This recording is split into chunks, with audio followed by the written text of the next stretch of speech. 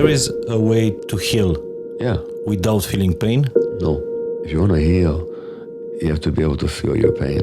I used to be full of rage, destructive rage. One time, having an argument with my wife, and she called me a handsome fascist. Do you still have conflicts with your wife? You know what? Blessedly, no. So you can heal the relationships at any age? Absolutely. What is your mission? In one word, it's freedom. I want people to be free. A lot of people are not free. How do you feel the Romanian people now? On the right way to freedom? No.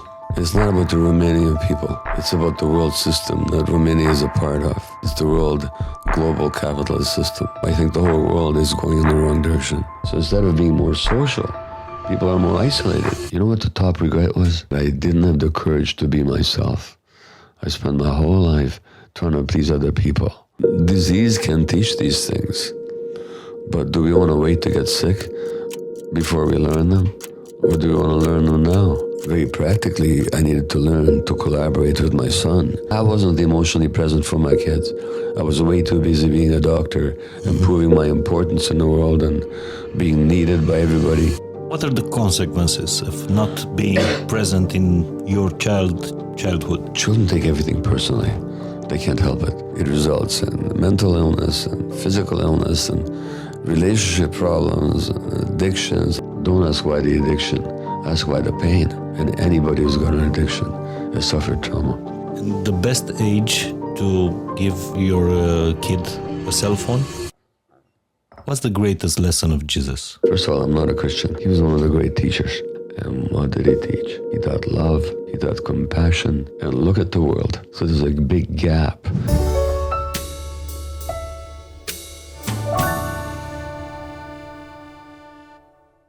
Dr. Mate, welcome to our podcast. I'm very grateful for having you here because there are so many episodes when many doctors told your name. We were talking about your books. I don't know, at every Fain Simplu conference in Romania. But I saw that you love Romania so much. You're coming back almost every year. This is my third time here in 4 years. Yeah. What is special about your relation with Romania? Well, it's just the openness and the warm-heartedness that people have here. It's such a joy to interact with, you know? I mean, I see so many beautiful smiles and people are so interested and they're so giving. So it's you know, I've been to many countries. This is rather special. But I saw your schedule. Yeah. This 4 days, 5 days in Romania. Yeah. With public appearances, interviews, workshops. Yeah. You are so active. Yeah. This is my 5th country in 2.5 weeks. Wow. And the reason my voice is as cracked as it is because it's too much. I overdid it. I didn't listen to my own advice. But what's the reason why you are so active at your age? It's a mission. You are grateful for every appearance. Well, you know, I love what I do. I mean, I'm really passionate about my work, about the truths that I think I see, and I'm very passionate about letting other people know about it. There seems to be a very positive response internationally, and it's not a lot of work. I mean, the work is in the travel, but when I'm with an audience or somebody's interviewing me, I'm not working. I'm just saying what's on my mind. So it's look, we all want to listen to it. We all want to be heard, and especially when I think something is important, I just love to say it. So that's what I'm interested in. A few words. What is your mission? Mission of your life? Well, in one word, it's freedom.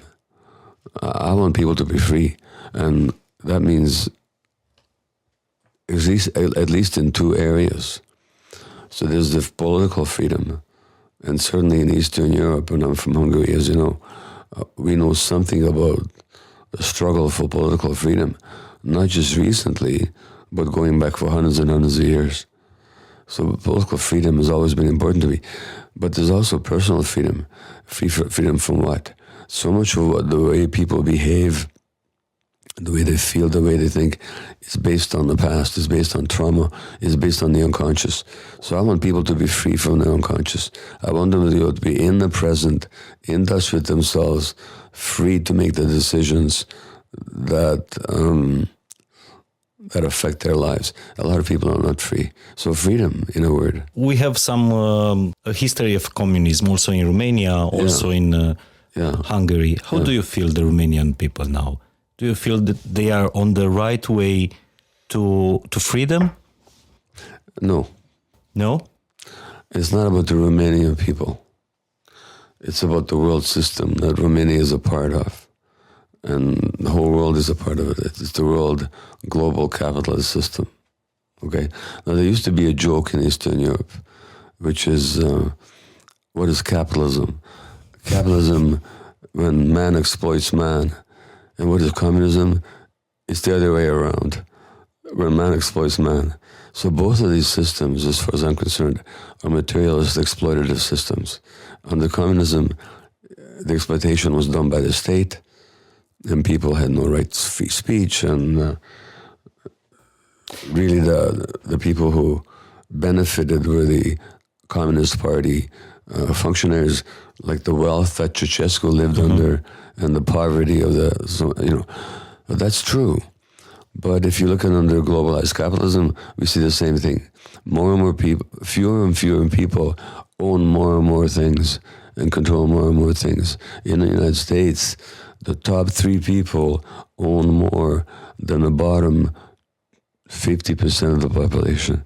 So really, it's just a mirror image of profiteering and exploitation. So asking me personally, is Romania going in the right direction? No, I think the whole world is going in the wrong direction. And you wrote in this book very much about this myth of normal, the danger of capitalism. But before talking about this book and all your works, I wonder what topics do you talk about? These days? What's the reason? Well, you are the reason I came to Romania now. this time is that we had an international conference. There were 400 people there from at least 40 different countries, I think, maybe more. And it's about something called compassionate inquiry, which is a therapeutic approach that I helped to develop. It's based on my work. We teach it online every year, 3 times a year. We've had over 3,000 students in 80 countries in the last 3 years. It's a very powerful therapeutic method. It's being launched this month in Romanian. It's been translated into several languages, including Romania, so people can register for it at compassionateinquiry.com. But the reason I'm here is for this conference, where people who've studied the method or the approach get to meet each other, form a community, exchange experiences. It's not about me. I mean, I spoke 4.5 hours in 3 days. It's about people meeting and exchanging experiences and getting to know each other. So that's Compassion Inquiry is being launched in Romania right now. That's why I'm here. That's why I'm here this time. You told that you are better at teaching others than applying the teachings in your own life. That's very common, certainly true for me. As you maybe know, but I left home a little over 2 weeks ago. I spoke in 8 days in a row in 4 different countries, catching airplanes in between, not sleeping enough. My immune system was run down. I was short of sleep. I've written a book, which has been very successful here in Romania. It's called When the Body Says No. When you don't say no, your body says, well, I didn't say no. So I didn't listen to my own teachings. And that's why I got the voice I got. But at least I'm not sick anymore. It's happened to me more than a few times. It happens all the time. People come up to me in airports or restaurants. Thank you, your book changed my life. And my response is, Gosh, maybe I should read it myself because I don't listen to my own advice sometimes. So we usually teach others what we need to learn. That's absolutely true. And every book I've written has been that way. So that the books I've written have always been at least as much for myself as it is for other people. For example, let's take this book, The Mitul Normal. What did you need to learn? Well, very practically, I needed to learn to collaborate with my son because I didn't write this book by myself, and I could not have written it by myself. It's the first book I could not have written by myself. Well, the second, but I'm talking about the writing now. The topic is so big. I was talking about the whole culture. I was talking about how individual human beings are part of a much larger process than just the separate body and the separate mind. I was talking about how mind and the body cannot be separated in health or illness. I was talking about the source of illness, physical or mental, in trauma. I was talking about how society affects the development of the individual, how we're part of something much bigger than we realize we are. I was talking about multi-generational transmission of trauma. I was talking about what happens to pregnant women and before birth and when they give birth. I was talking about our politicians and how traumatized they are and how they act out their trauma on the population, and many other topics. Well, there was so much I wanted to say. I needed my son to help me contain it. And one thing I had to learn is how to work with somebody else in the creative process. And the other thing I had to learn is when I finished the original manuscript of this book, this is a long book. It's the longest book I've ever written. When I finished the manuscript, it was twice as long as it is right now.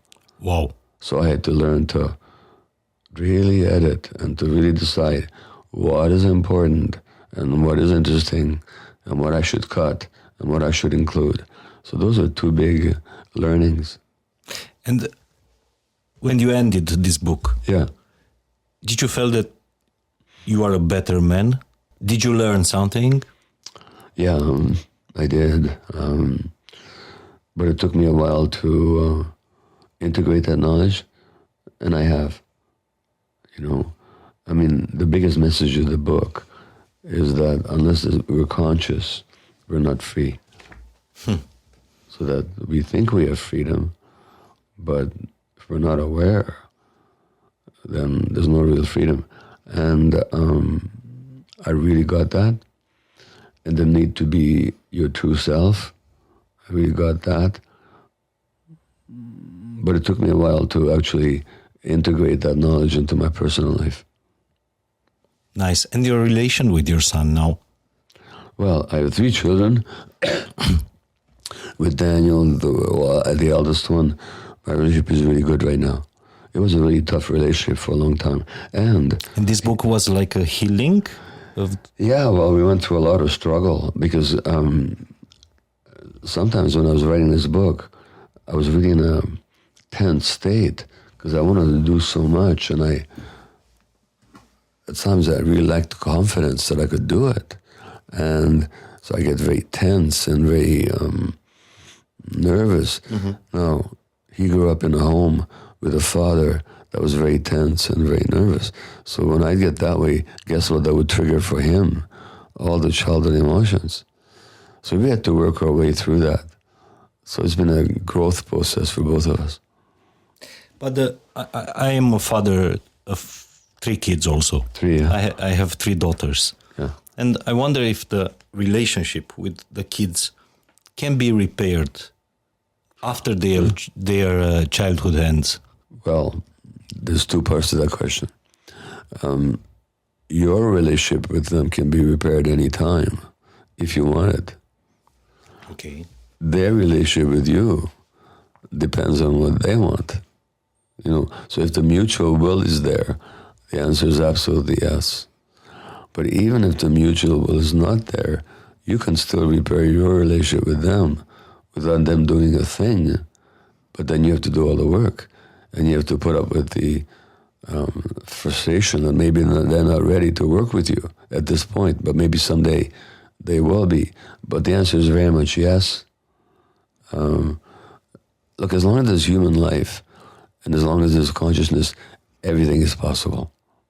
Everything is possible. I've just seen that over and over and over again. Nobody is damaged goods. Nobody is destroyed, not truly. Nobody is broken. But from your experience, from your work, from your medical experience, what is the true love of a parent for a child? When can we say this parent is loving the child, or I, the parent, loving my child? Again, we have to look at that on two levels. In terms of the feeling, the emotion of love, most parents have it. And their intentions in most parents is nothing but for the child's best interest. So that there's that level of love as an emotion. But there's another, but that's not enough. Because the love that you feel is not what matters. What matters is the love that the child receives. Now, how do children receive love? Not just because you got the feeling, but because you see them and you hear them and you accept them exactly the way they are and you understand what's going on in their minds. There's a great Buddhist teacher who died 2 years ago. His name was Thich Nhat Hanh, and he said that if you don't understand somebody, you're not truly loving them. So the true love of the parent isn't just in the emotion of love, but it's in the actual practice of love, which means you really want to understand and accept that person exactly the way they are. And a lot of parents have trouble doing that because they never received it themselves, or because they're listening to what the world is telling them. That's not the love that the child can receive and feel safe with. You know? But you wrote in the Myth of Normal about the capitalist society that is disconnecting the parents from their child. That's right. Well, again, if you look at human evolution, I mean, we've been on the earth, human beings of one kind or another, hominins, have been on the earth for millions of years. Our own species, Homo sapiens, we've been on the earth for 200,000 years. For all those millions of years and all those hundreds of thousands of years, until very recently, we lived in small band, hunter-gatherer groups out in nature, 60 to 80 people moving together, living together. The children were always with the parents. The parents didn't hit their kids. The parents carried the kids everywhere. The children were never left alone. They were with the adults all the time. And the community was communal. Like the idea of wealth wasn't how much I can possess, but what I can contribute. It's a totally different way of being. And if you study Aboriginal peoples around the world, these studies have been done, that's exactly how they live. Now, until 15,000 years ago or so, pretty much we all lived that way.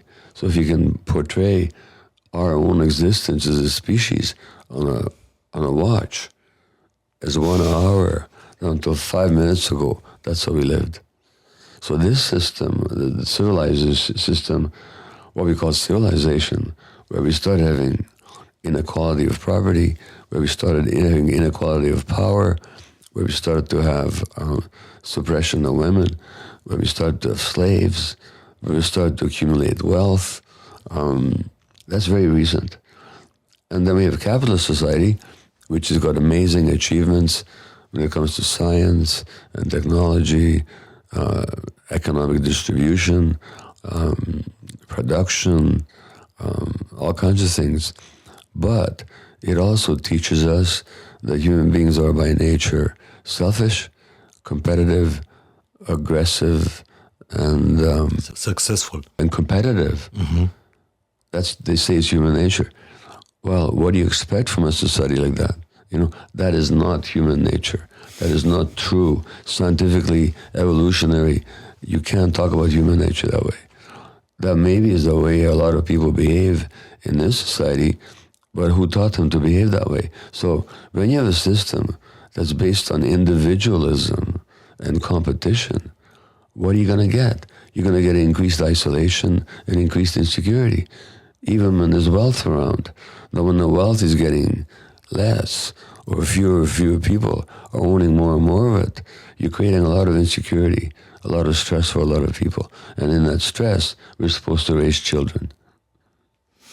So the problem is that we are not so much present as parents in our we're not present. kids' life. That's right. We're not present physically most of the time. Mm-hmm. I mean, look. Love is presence. Love is, yeah, and we have to be present emotionally. So that there's this concept of proximate abandonment.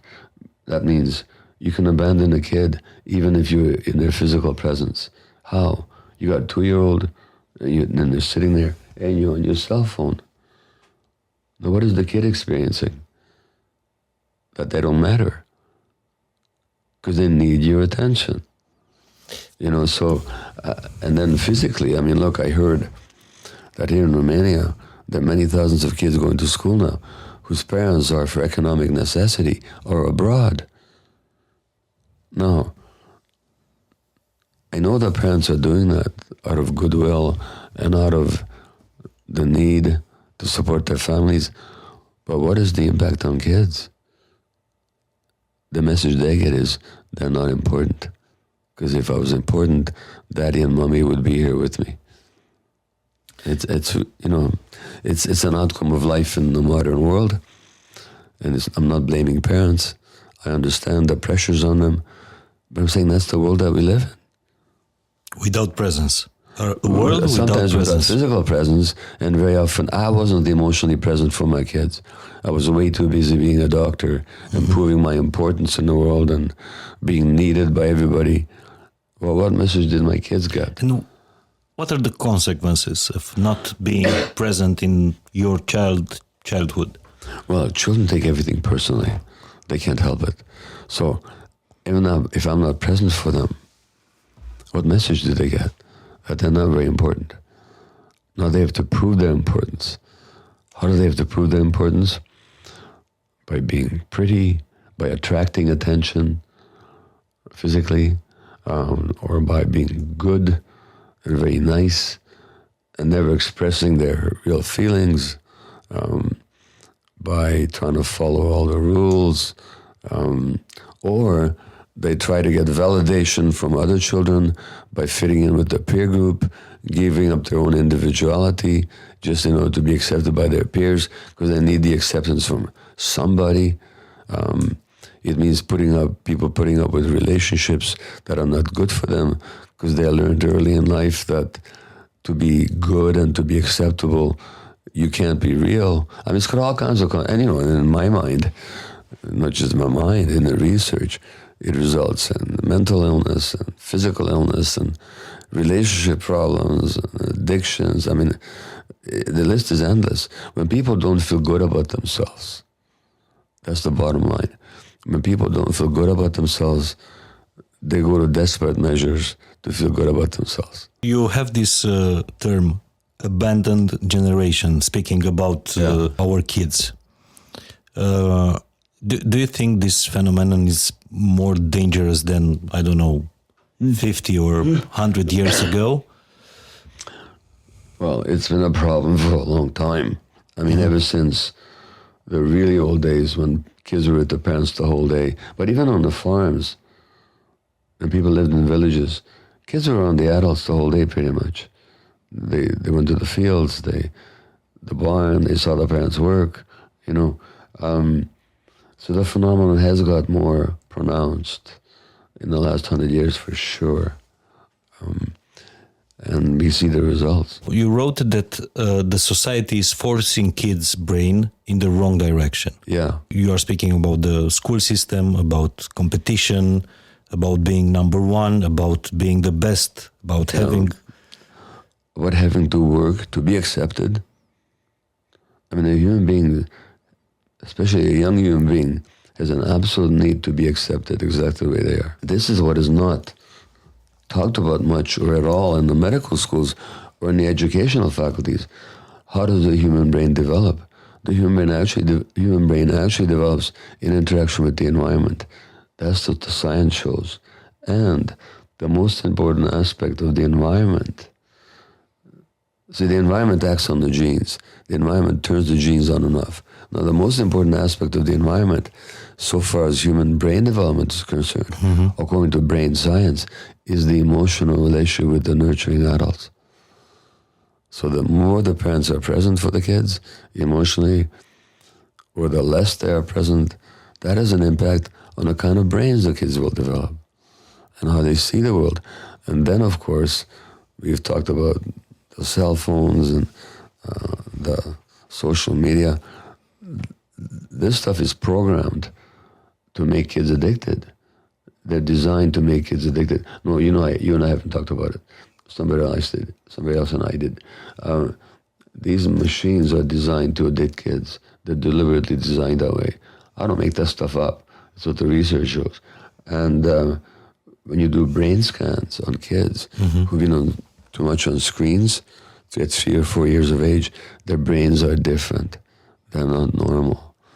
There's certain circuits for social intelligence and self-awareness, and intuition, empathy that are not developed. So these kids are functioning like they're brain damaged, and that's forcing the brain in the wrong direction. But we live in a paradox. There are so many parenting books. Yeah. The mental health treatments have become more and more sophisticated. Yeah. But the mental health of the kids, of the adolescents, has gotten worse. Well, that's true. So then we have to ask why. If we understand that brain development occurs in interaction with the environment, then instead of looking for the pathology in the child, let's look at the environment.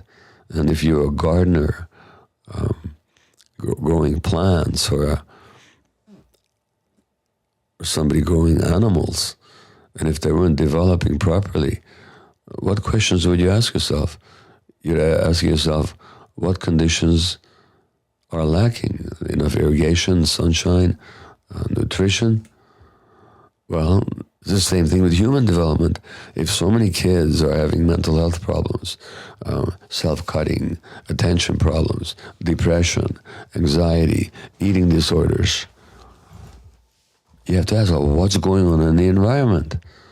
What's going on is that the conditions for healthy brain development are less and less available for our kids. That's a social problem. It's not an individual parenting problem. It's a social problem. It's a medical problem. It's an educational problem. It's not a problem with the kids' brains. Dr. Mate, do we have too many medicines, too many diagnostics, and less, empathy? Less empathy and less understanding. Let's give one example that I know really well. So my book on attention deficit disorder, Scattered Minds, has just been republished in Romania. Minți împrăștiate in Romania. Okay, thank you. So when you say too many diagnoses, that diagnosis, surprisingly enough, doesn't explain anything. Nothing. I've been diagnosed with it. So that's why I wrote the book. With ADHD? Yeah. I wrote that book 25 years. It's the first book I wrote. And so let's say Gabor has ADD. Well, how do we know? Well, he's absent-minded, and he has poor impulse control, and he can be hyperactive. Why is he hyperactive? Why does he have poor impulse control? Why does he tune out? Why is he absent-minded? Because he's got ADD. How do we know he's got ADD? Because he's absent-minded and he's got a poor impulse control, etc. How do we know he's got ADD, etc.? In other words, these explanations or these diagnoses, they don't explain anything. They describe something. It may be useful to describe something. In fact, it is, but it doesn't explain anything. If you want to understand the explanation, look at that person's lives. It also answers the second question about medications. So first of all, we overdiagnose On the one hand, thinking that we're diagnosing a disease when it's not a disease at all. Number one, it's a response to stressed environment. And kids who are very stressed, they tend to tune out from an early age on because that's the way to protect themselves from the stress. These kids tend to be very sensitive emotionally, so they feel more. They're more stressed as in an environment. They're genetically sensitive, which means that there's more stress as in the environment, the more they feel it, the more they have to go absent-minded to protect them when their brain is developing, so it gets programmed into their brain, and you can have the same genes and not have ADD at all if their environment is supportive and the parents can be emotionally present. But if they're stressed, you're going to be stressed, and then you'll be tuning out, which also means that when it comes to treating it, let's not jump to medications. I mean, I've taken medications. I've prescribed them. They help me. They helped me write my first book. This is the most recent book that I finished writing 2.5, 3 years ago now. It's much more complex. It's much more detailed. It's longer. Took a lot more research, a lot more thinking, a lot of writing. I didn't use any medicines. I didn't have to anymore. Because the good news is the brain can change if we change the environment, if we change our habits. So if you're asking me, are we giving too much medications? Yes, we are. We're using medications instead of changing the child's environment, including changing the environment to a more child-friendly, more safe situation. No. Well, some kids still need medicines temporarily, maybe, but they should not be the first thing that we do. They should never be the only thing that we do. And if we give medications, if we feel we have to, then let's make sure that we use that time to change the child's circumstances. These kids are sensitive. They'll respond to that. And one more thing about medications in children. No child should be forced to take a medication. I don't want any kid to feel that without this medicine, they're unacceptable to me. No child should be made to feel that. Now, we're not talking about antibiotics. If a child's got pneumonia and he's got a high fever, I don't care what the child thinks. Mm-hmm. She's going to take that medicine to save their lives. But we're not talking about changing people's lives here, or saving people's lives. Mm-hmm. We're talking about changing their behaviors. Well, it's not such a big rush. So these devices are a dissociation. Yeah. In fact, no? They encourage dissociation. The addiction to social media, the addiction to, I don't know, substances. Yeah. Oh, yeah. Well, look. Is a dissociation. Yeah, and tuning out and separation. So instead of being more social, people are more isolated with this so-called social media. And if you want to see addiction, try and get a teenager addicted to their cell phone to put on their cell phone. You're going to get the rage and resistance of a drug addict because it's the same thing. And I did an interesting experiment this summer. I took 2 weeks digital vacation. No cell phone, no internet, no emails, no messages, nothing. And what was interesting, here I'm at age 80, and several times a day, I pick up the cell phone and start pushing on it, and I have to say to myself, what the heck are you doing? There's nothing on it. It's on airplane mode. But the physical habit of just grabbing it is like ingrained in my body already. So these things are highly addictive. Whoa. And the best age to, I don't know, give your kid a cell phone? When do you want the kid to learn how to drive? At 18 years old? Yeah. Yes. Why at age 18? Because he or she is major? Yeah, he can take some responsibility. Would you let him drive a car at age 6? Not at all. It's the same thing with cell phones. Don't give it to them before they're mature enough to handle them. I can't give you a set age, because every child is different. Some kids are more mature. And the importance is not just the maturity, but the relationship with the child that you have. Now, if the child is really connected with you, then when you say to them, you can have the cell phone half an hour a day, and then half an hour, that's it. Because they trust you and they follow you. But if you don't have a good relationship with them, then they're not looking to you for guidance. You can't control it. So I think it depends on two things. A, the child's relationship with the parent. Is the child still looking to the parent for guidance? And secondly, the maturity of the child, the emotional maturity of the child. So I would say we're looking into adolescence for the most part. Talking about dissociation, what's the link between dissociation and trauma? Well, it's a very direct link. So let's say right now, if I was hurting you, if I was actually hurting you, or stressing you, tell me what you could do. What would be your options? I would have a reaction. Yeah, you could fight back, yeah? Mm-hmm. The other thing you could do, you could walk out the door. I'm not staying with this guy.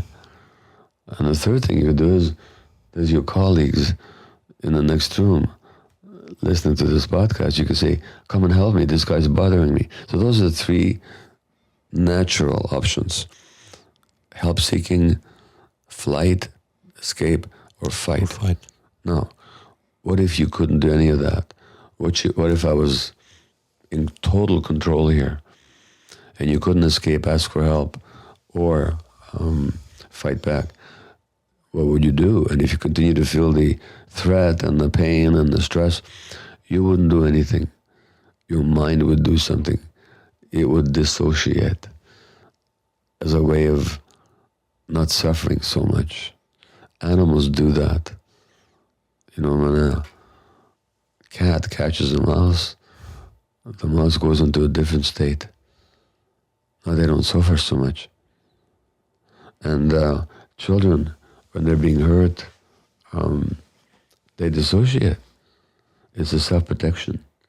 The problem is these early adaptations, these early self-protections, once they get wired into the brain, they're meant to be temporary. Like the animal who sees a hawk coming down at it will pretend to be dead. They play dead. But once the hawk flies away, that animal will shake themselves a little bit and walk away. In human beings, once these early patterns are embedded and ingrained in the brain and the nervous system, they stay. So that you're not just dissociating when you're in danger, you're dissociating a lot of the time. But it starts off as a response, as a defensive response to threat or to stress. The problem with dissociation at adult age is that becomes a behavior. That's exactly right. That's what I'm saying. It's ingrained in the nervous system, and now you do it whether you want to or not. It becomes an automatic process, you know, and there are degrees of dissociation. You might say ADD is a mild form of dissociation. Then you can have extreme psychosis, which is a very extreme form of dissociation. You can just have ordinary absent-mindedness that some people have. So there's a whole spectrum, a whole range of what we might call dissociations. But the more severe they are and the more chronic they are, the more problems they cause in your life. Addiction is also a form of dissociation? It is a form of adaptation. It is a form of self-defense, but it's not a dissociation, not directly. So let me give you a definition of an addiction. It's in the myth of normal. It's the one I talk about all the time. So an addiction, it shows up in any behavior where a person finds temporary pleasure or relief, but then they create harm, negative consequences, and they don't give up despite the negative consequences. So I said any behavior. It could be drugs, nicotine, caffeine, heroin, cocaine, crystal meth. Yes, or it could be work, or it could be gambling, or it could be sex, could be pornography, could be self-cutting, could be eating disorders. Or power. power, absolutely. As long as you crave it, because it gives you something that you don't think you have, or you don't believe unconsciously that you have, and it causes harm, and you keep doing it, you've got an addiction. So an addiction is not so much a dissociation, but an escape from emotional stress and emotional pain. Excuse me. So that's why I always say, don't ask why the addiction, ask why the pain. And if you want to look at why people have pain, look at their lives, what happened to them. And anybody who's got an addiction has suffered trauma. I heard you saying there is nothing more human than addiction. Yeah. And you are talking about this, you choose pleasure. Yeah. But in Christianity, there is a concept that says that pleasure goes to pain. It's true. And Buddhism has got the same statement. But addiction is not primarily about pleasure. It's about feeling more peace inside. It's about relieving stress. It's about relieving pain, feeling more alive, feeling more connected. Now, what is more human than wanting to have peace inside? What is more human than not wanting to be in pain all the time? What is more human than having stress relief? I mean, these are all very human qualities. In fact, they're human needs. So addiction is a desperate attempt, a doomed attempt. It's never going to work except temporarily. But it does work temporarily. And so it's a doomed attempt to feel human. That's all it is. And it's true. If you're constantly seeking pleasure, and if you're constantly trying to run away from pain, you're going to create more pain. That's the nature of life. It's true. There is a way to heal. Yeah. Without feeling pain? No. It's impossible. Yeah. Because everything that troubles you, whether it's issues in your relationship or some autoimmune condition which develops in people who are very nice and always trying to please everybody else, or an addiction, these are all attempts to run away from pain. Depression, which is so-called disease, what is that? It's an attempt to push down feelings because they're too painful. So, if you want to heal, you have to be able to feel your pain. Now, that's what you couldn't do as a small child. Because a child who's in pain, emotional pain, now, and is by themselves, they can't handle it. They have to compensate, they have to dissociate, they have to do something. As an adult, your choice is between two kinds of pain. The pain that you create for yourself by trying to run away from pain, or the pain that's already there, but you've been afraid to feel. And if you want to heal, you're going to have to feel your pain. The good news is you're no longer a child anymore. You're not helpless. You're not as vulnerable. You can ask for support. You have more strength. You have more resilience. So that, we can handle our pain now with the right support, which is where any good therapy comes into it. It's really about how people experience what's really inside of themselves. And if there's, it's not that when I do compassionate inquiry with somebody, I'm not trying to cause them pain, but if there's pain in them, I trust that the pain will come up. It has to. I don't force it to come up. It'll come up when the person feels safe enough to experience it. So I don't have to create the pain.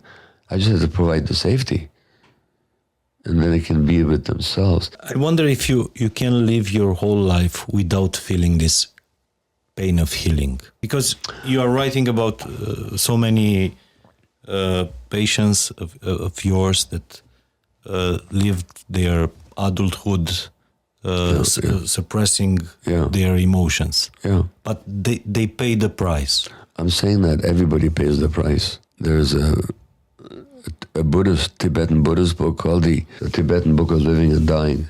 Mm-hmm. And he says, whatever you do, don't run away from your pain. because you're not going to learn what life is trying to teach you.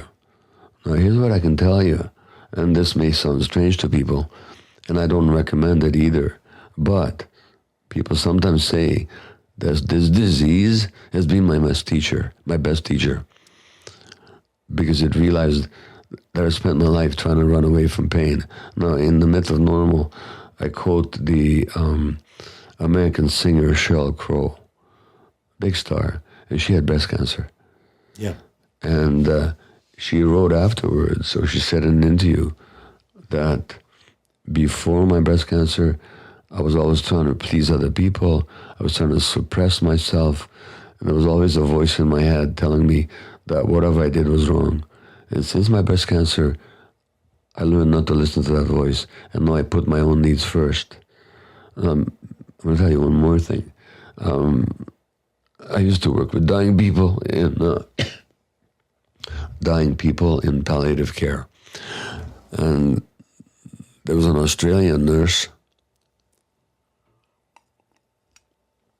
who also worked in palliative care. Mm-hmm. And she wrote a book called The Top 5 Regrets of Dying People. And these are people who died before their time. So they weren't just old and they died because their time had come. They died because of sickness.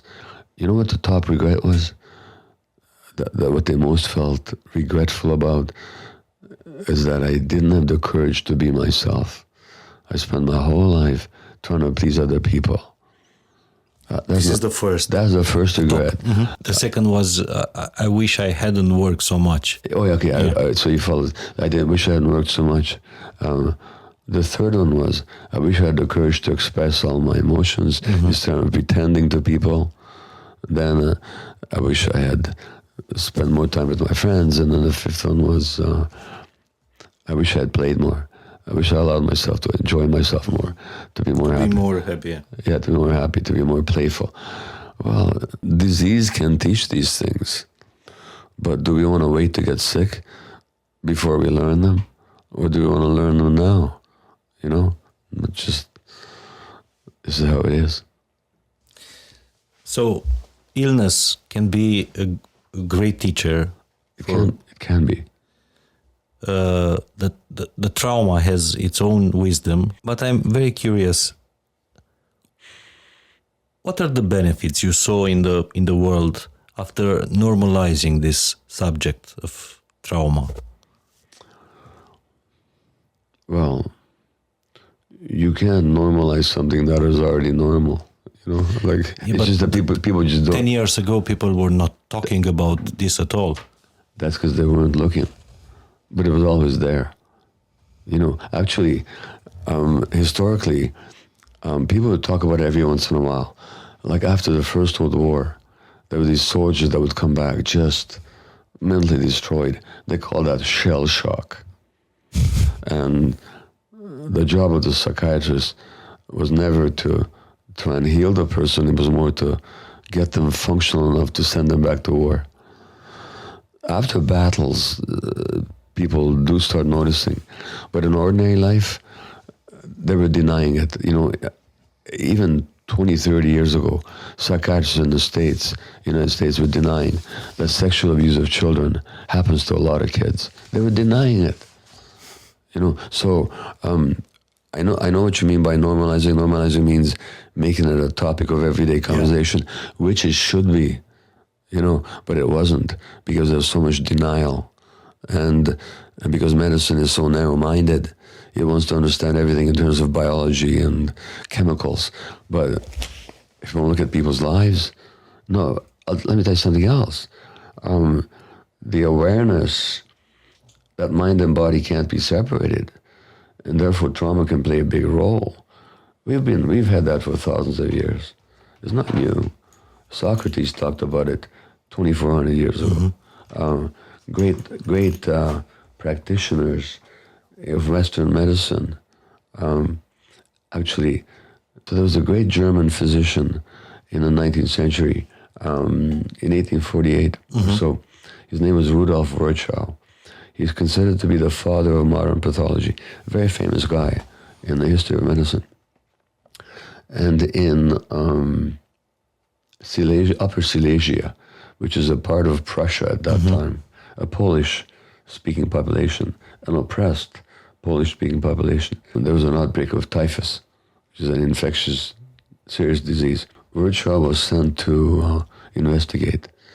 And he came back and he made his medical recommendations, and then he said there should be free speech, they should teach the Polish language in the schools to both genders, there should be quality of education, there should be grassroots institutions, and above all, there should be democracy. And they said to Virchow, what are you talking about? These are not medical issues, these are political issues. And he said, there's no separation. He said that politics is the extension of medicine into the social field, and which means that when people are traumatized politically and socially, they're going to get sick, And so this normalizing of trauma is only necessary because of the denial of trauma and of the mind-body unity in mainstream Western medicine, despite the great insights of a lot of outstanding medical teachers over the years, and despite all the science. But assuming to talk about this, normalizing this subject, you are facing so many critics. If somebody wants to contact me and say, I don't agree with you, I'm really happy to get into a conversation with them. Nobody did this. They don't. Why? Because they live in a separate world. Look,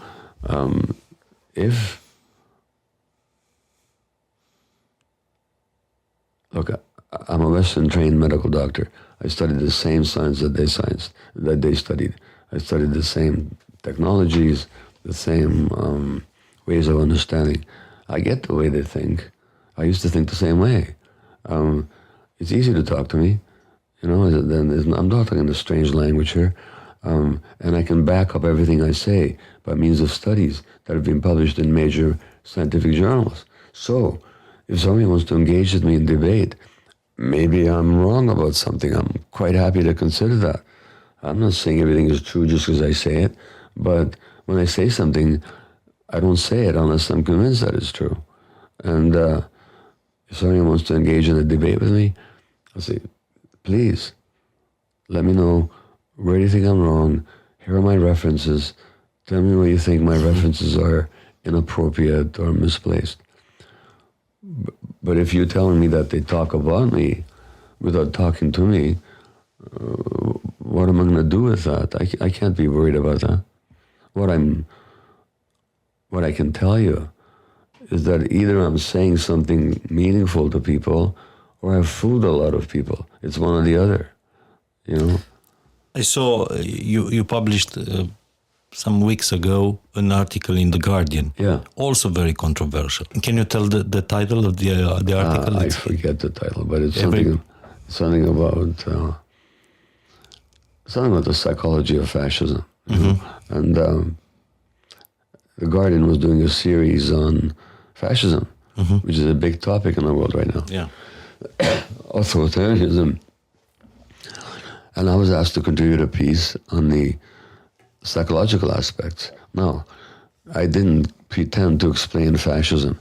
No one way of looking at it explains such a complex social, economic, historical, and political phenomenon. But it's got its psychological aspects.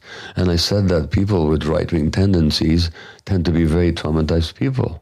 It makes them very afraid in the world. So they want power, or they want powerful leaders to protect them. And this has been studied. And if you look at the life of somebody like Hitler, he was a very traumatized child. Stalin was a very traumatized child. That doesn't excuse anything they did. Maybe also Putin? So the title, is We Each Have a Nazi in Us. Yeah, so We Each Have a Nazi in Us is a statement from a Hungarian Jewish woman called Edith Eger, E-G-E-R, who's an author. She's in 95 or 96 now. Her books are also in Romanian translation. Yeah, her books have appeared in Romanian.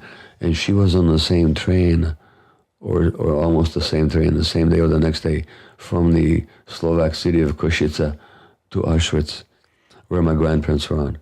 They came from the same city. Really? My grandparents died there. Her parents died there. She survived as a 16-year-old. And then she said, as a psychotherapist and a student of herself, we all have a Nazi in us. We all have the capacity for hatred, for cruelty, for dismissing other people. And so I was quoting her, and I agree with her. I mean, it's a matter of degree, of course. It's also a matter of awareness. Like Hitler, Stalin, they had... it's strange to say this, but they were very sensitive people. When I say sensitive, I don't mean that they cared about the feelings of other people. They didn't care. But they felt, which means they were very hurt as children. They were both abused children. And what's their solution? I have to be strong and tough and cruel and aggressive, and I have to destroy anybody that threatens me. And I have to destroy anybody who doesn't even threaten me. And that's one of the sources of fascism. I don't know what's controversial about that. It's been studied over and over again, you know, so it's only controversial. Controversial. Can I tell you something about controversial? So I'm getting an award in a month in Vancouver. There's a university called Simon Fraser University, and I'm getting an award for the Controversy Award. No, I don't think, no. But controversy is, it doesn't say anything about what is being said. It has to say about the context. So if in 1400 or 1300 you said that the earth was round, that's controversial. But it's only controversial because most people don't see reality. Mm-hmm. Now, that doesn't mean that everything that's controversial is true, but it also means that just because something is controversial, it says nothing about its truth or its lack of truth. It has to do with the context. So if I talk about the mind-body unity in multiple sclerosis or any illness, that's only controversial to people that haven't looked at the research. When you look at the research, there's nothing controversial about it. Dr. Mate, how can we stay away from the Nazi in us? First of all, you have to accept it. And that it's in there. And that your rage and your hatred, something happened to you to make you feel that way. So don't deny it and don't reject it. So if you notice that hatred in you or that rage in you, what happened to me that made me feel that way? And look, if you want to see a Nazi, look at a 2-year-old in a state of rage. They're going to destroy everything, you know? But why? Because they're upset. They feel hurt. So instead of punishing them, how about talking to them and saying, oh, sweetheart, you're feeling really bad right now, aren't you?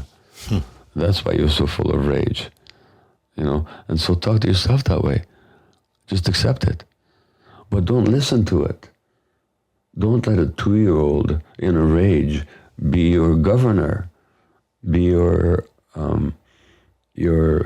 dictator. Mm-hmm. You're the adult. So we all have these child parts.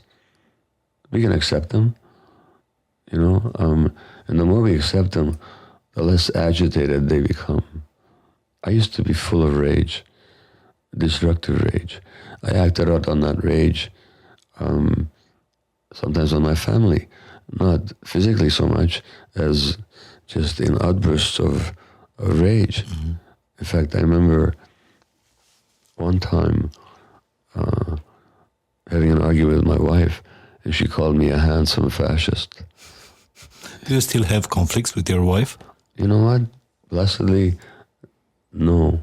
Wow. We might have disagreements. In the Myth of Normal, you wrote about... I know. It's things have changed. That's what I mean. I've learned things through writing the book and since writing the book. That's the whole thing about life is you got to keep learning. So you can heal the relationships at any age? Absolutely. I mean, we've always had a loving relationship, but we had a lot of conflict. And I don't think we ever will again. you know, as long as we are both honest with ourselves, you know, it's a totally changed relationship. What a nice ending of this conversation. Thank you. But one last question. Yeah. Because we are in Romania. Yeah. Romania is a Christian country. Yeah. It's Sunday. The people from Romania attending the Sunday service. Yeah. What's the greatest lesson of Jesus? I have to tell you, first of all, I'm not a Christian, and so I'm looking at it from the outside. This is good. Jesus was one of the great teachers of whatever you think, Son of God, you know, resurrection, whatever you may believe about that. He was one of the great teachers. And what did he teach? He taught love. He taught compassion. He taught acceptance. He visited the prisoners. He visited the poor. He visited the prostitutes. And he said, these are the people that need our support. When he was dying on the cross, what did he say? He said, forgive them, Father, because they don't know what they're doing. So it was all about forgiveness. Once he was asked, how many times should I forgive my brother or another human being? 7 times. And Jesus said, no, 70 times 7. As many times as necessary. So what did he teach? Compassion, acceptance, love. What else did he teach? He said, don't look for the kingdom of God up in the sky. I forget the exact quote. He said, don't trumpets and angels. He said, it's within. Find the truth within yourself. That's where it is. That's where it is. He also said about children, that the children come to me. That the children come to me, he said, absolutely. And he also said, rather than hurt one of these children, you should try a millstone around your neck and throw yourself in the water. So he understood the importance of childhood, of love, of forgiveness, of compassion. And he's actually extraordinarily in his teaching all of that. Now, to me, that's much more important than all the rituals, than all the ceremonies. I mean, if people are into that, great. But what he taught was universal. The religion is sectarian, and I don't mean that negatively. Some people will follow it. Some people belong to this kind of Christianity, other kind of Christianity, but his teachings are absolutely universal, and that's what he taught. Now, I wish I could say that Christianity embodied the teachings of Christ, of Jesus. His Aramaic name was Yeshua. I wish I could say that Christianity embodied the actual teachings of Yeshua. Well, let's look at history and all the terrible things that Christians have done to each other and to other people, so that there's a real gap in my mind between, on the one hand, what he taught and he embodied, and then what has been done in his names. And that, by the way, is true for all religions. There's this beauty, there's this truth at the core, and there's so much contradiction. Right now, my heart is breaking for what is happening in Gaza. And when I think of my own infancy as a young Jewish infant in Budapest during the war, when I see what the Gazan children are going through and what is being done to them and to their families and their culture, my heart just breaks every day. And I used to ask myself, how could the world let such things happen? When I thought of my own infancy and what happened to my people, well, we know how the world can let it happen, because it's happening now on TikTok, on television, on YouTube, and the world is letting it happen.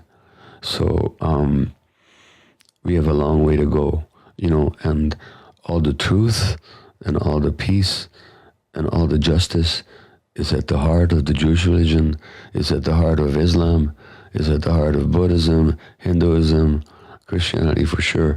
And look at the world. So there's a big gap between what's available to us and how we're actually living. I think this is a beautiful end of the conversation. Thank you so much, Dr. Mate. If you want to sign, I'm happy to. Yes. personal copy of your book, The Myth of Normal. Yeah. Thank you so much for all your words, your wisdom, and we are looking to see you again in Romania soon. I hope so. Thank you. And I'm happy to say this is my longest and most complex book. It's also the most successful one. It's been a bestseller in many countries. It's been published in 41 languages.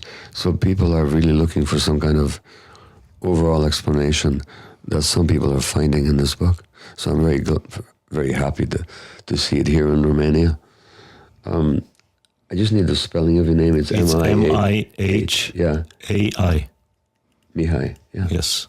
Okay.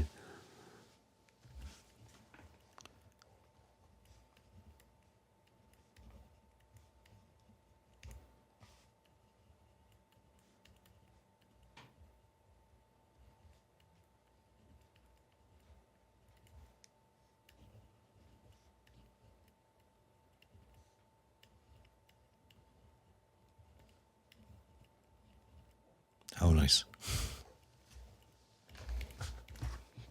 Thank you. I am very peaceful at the end of this conversation, although you end up with a picture of the world not so happy.